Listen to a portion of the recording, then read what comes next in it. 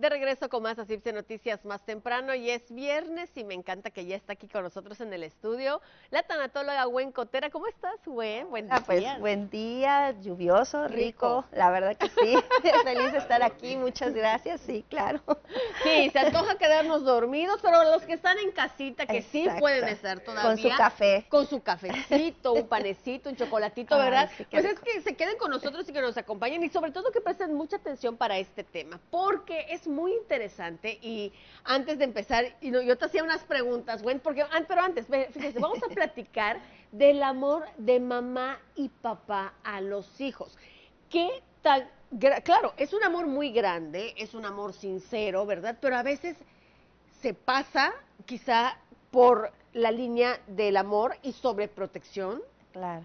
y el otro lado de la moneda, que no hay amor, no hay Exacto. protección, ni sobreprotección, al contrario, Sí. hay un rechazo o hay un descuido, olvido.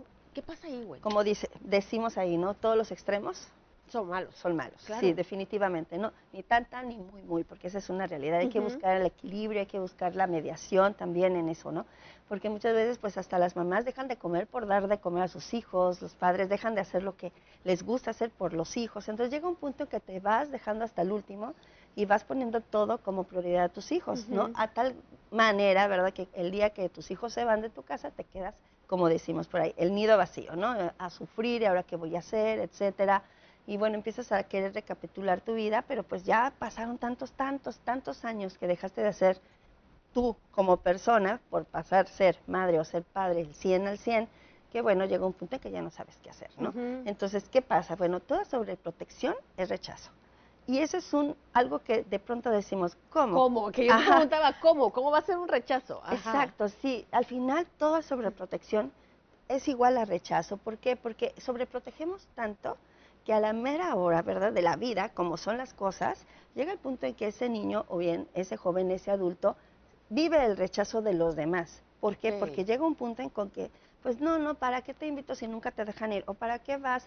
¿Para qué le decimos que vamos a ir si ya ves como su mamá, su papá no se le despegan, ¿no? Entonces llega un punto que no, mejor lo hacemos a un lado. Entonces, esa sobreprotección solamente lo vive esa persona dentro de casa, pero no puede convivir de pronto libremente con los demás, no puede tener pensamientos libres, ni acciones libres, porque siempre está bajo la validación del padre y la madre.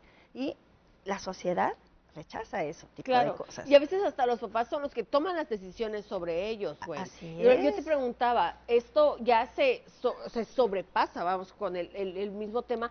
¿Por qué? Porque aunque ya estén grandes, los papás o los siguen llevando a la escuela, o los siguen acompañando aquí, o los siguen viendo en la parada del camión, o sea, entonces ya llega un momento en que dices, te puedes llegar a hartar. Cuando trabajas tu independencia, ¿no? Pero es real, de verdad. He conocido personas que hasta en el trabajo, luego mamá, papá quieren hablar con el jefe, ¿por qué no le da un aumento? O sea, y eso ya es patológico. Eso ya es una situación de que no puedes sobreproteger de tal manera y de tal forma a tu hijo que le quites todo ese proceso de aprendizaje de cómo pedir un aumento, cómo pedir ayuda, cómo pedir apoyo. ¿Por qué? Porque todo el tiempo y toda tu vida siempre mamá y papá te lo resolvieron. Entonces, ¿qué sucede? Pues que lo desproteges ante el mundo, totalmente. Y eso crea un rechazo en automático, ¿no? Entonces, y aquí, güey, puede llegar a la inseguridad de los hijos. Totalmente, son personas que son inseguras, que no tienen confianza en sí mismos, batallan con su autoestima todo el tiempo, necesitan la validación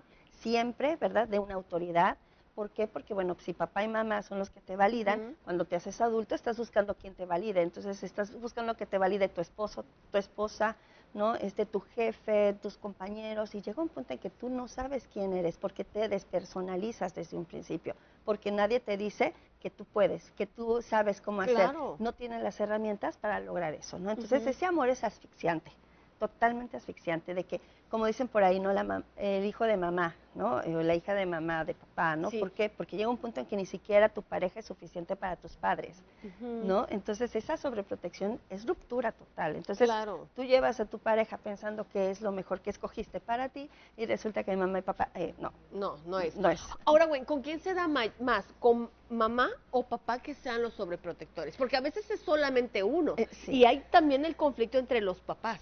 Así es, por lo general se dice, ¿no? No es una norma, ¿no?, que mamá protege mucho más a lo que viene siendo al hijo y papá a la hija, ¿sí? Porque hay una situación psicológica, ¿no? Por ahí de los 7, 9 años, Edipo, ¿verdad? El síndrome de Edipo, que es el enamoramiento del hijo hacia la madre, y de Electra, el enamoramiento de la niña hacia el padre. Y que de alguna forma, bueno, hace ese clic, ¿no? ¿Por qué? Porque es tu sexo opuesto y es la primera vez que amas tanto y te das cuenta a tu sexo opuesto, que viene siendo mamá y papá. Pero al mismo tiempo, esa línea mediática de identificación con tu mismo sexo, con lo primero que tienes es con mamá y si eres varón, con lo primero que tienes es con papá, ¿no? Entonces es algo sano al final, ¿no? Pero ¿qué pasa cuando sobreprotegemos esa situación?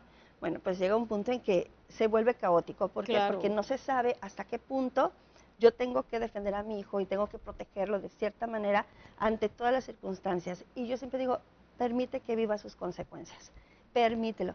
Muchas de las veces vemos a mamitas, aquí está la cartulina, aquí está la tarea, aquí está todo, no déjenlo pasar a las escuelas. Y las escuelas ya se pusieron firmes, no, o sea, ya cerrando la puerta, ya no más. Y de verdad, luego a veces mamitas y papitos que están muy mortificados, que no saben qué hacer, ¿verdad? Para lograr ese objetivo de proteger a su hijo. Y no es lo mejor, porque no permites que se dé el proceso de aprendizaje sano y también, aparte que lo interrumpes, pues en qué momento y en qué manera ese niño, esa niña va a vivir las consecuencias y la solución de problemas, ¿cuándo los va a tener? Nunca. Así es, y su independencia más que nada, güey. Pero bueno, aquí viene también la otra parte, ya hablamos de los que están sobreprotegidos, de los hijos que están... Ahora, ¿qué pasa con los papás que se desajenan de los hijos? Sí, que les dan tanta independencia, vámonos al otro extremo, ¿no? Que dices, ya estás grande, sí, vas en quinto de primaria, ya te puedes ir solo, sí, ahí está el camión, y averíguatelas, ¿no? Y, bueno, es todo lo contrario, ¿no? ¿Por qué? Porque también estamos fomentando esa parte en donde el niño se siente inseguro, también se siente, volvemos a la línea de las huellas, ¿verdad? Las huellas de abandono, las huellas de traición, las huellas de esta parte de todo lo que nos marca, ¿sí? De niños y cómo lo estamos viviendo luego como adolescentes y cómo nos hacemos adultos inseguros, ¿sí? Nos hacemos adultos en donde no nos sentimos bien con nosotros mismos porque no sabemos de dónde partir, ¿sí? En este amor, porque no lo reconocemos. Tenemos un amor que conocemos desajenado, un amor que así vivimos, ¿no? Crecimos así, entonces empiezo a escoger mis parejas así también, ¿no? ¿Sí? Entonces empiezo a escoger si soy varón, a una mujer muy parecida como yo aprendí, como era mamá, si soy mujer, a un esposo, ¿verdad? Que era muy parecido a como es papá. Entonces empiezo a repetir patrones porque es el amor conocido.